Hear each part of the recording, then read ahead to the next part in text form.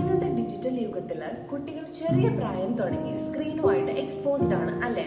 എന്നാൽ അമിതമായ screen time ഈ ഒരു വിർച്വൽ ഓട്ടിസത്തിലേക്ക് നയിക്കുമെന്ന് നിങ്ങൾ എപ്പോഴെങ്കിലും ചിന്തിച്ചിട്ടുണ്ടോ? Hi, I am Fida Fazal from doctor Bheema clinic for child development. ഇന്നത്തെ വീഡിയോയിൽ നമ്മൾ ഷെയർ ചെയ്യാൻ പോകുന്നത് എന്താണ് വിർച്വൽ ഓട്ടിസം.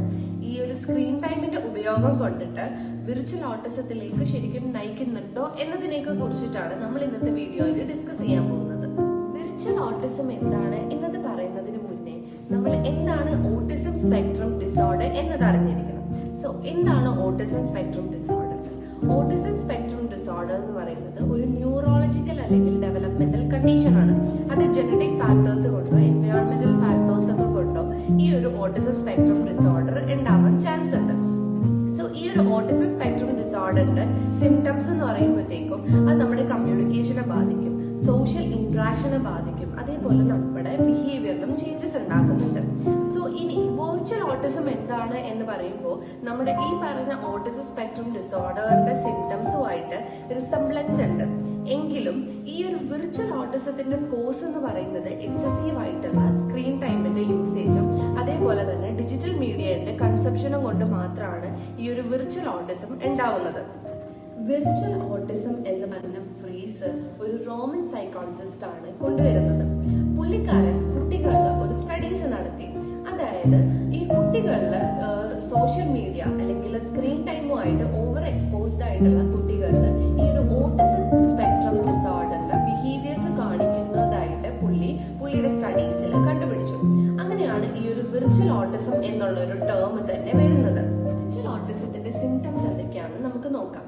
അവർക്ക് ഹൈപ്പർ ആക്ടിവിറ്റി ഉണ്ടാകുന്നുണ്ട്, അറ്റൻഷൻ ആൻഡ് കോൺസെൻട്രേഷനിൽ അവർക്ക് ബുദ്ധിമുട്ടുണ്ടാകും, അതേപോലെ റെപ്പറ്റേറ്റീവ് ബിഹേവിയേഴ്സ് ഉണ്ടാകും, സോഷ്യലൈസേഷൻ ഒക്കെ വളരെ കുറവായിരിക്കും, അവർ സോഷ്യലി ഐസൊലേറ്റഡ് ആയിട്ട് നിൽക്കാനുള്ള ചാൻസ് കൂടുതലാണ്. അതേപോലെ സ്പീച്ചിൽ ഡിലേ ഉണ്ടാവുന്നുണ്ട്, അതേപോലെ അവർക്ക് ഇമോഷണൽ പ്രോബ്ലംസും ഉണ്ടാവുന്നുണ്ട്.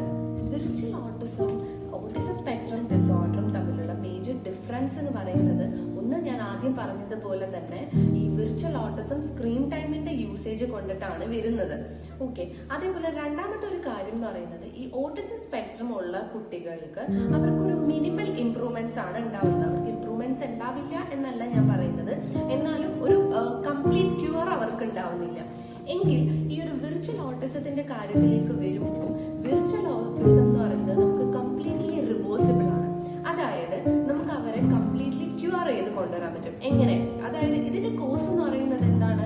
ഈ ഒരു സോഷ്യൽ മീഡിയ യൂസ് അല്ലെങ്കിൽ ഒരു സ്ക്രീൻ ടൈമിന്റെ ലോങ് എക്സ്പോഷർ കൊണ്ടിട്ടാണ് ഈ ഒരു വിർച്വൽ ഓട്ടിസം ഉണ്ടാകുന്നത്.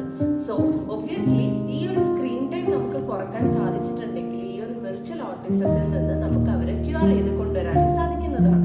വിർച്വൽ ഓട്ടിസം എന്ന് പറയുന്നത് ഈ ഒരു കാലഘട്ടത്തിൽ വളർന്നുകൊണ്ടിരിക്കുന്ന ഒരു മേജർ കൺസേൺ തന്നെയാണ്.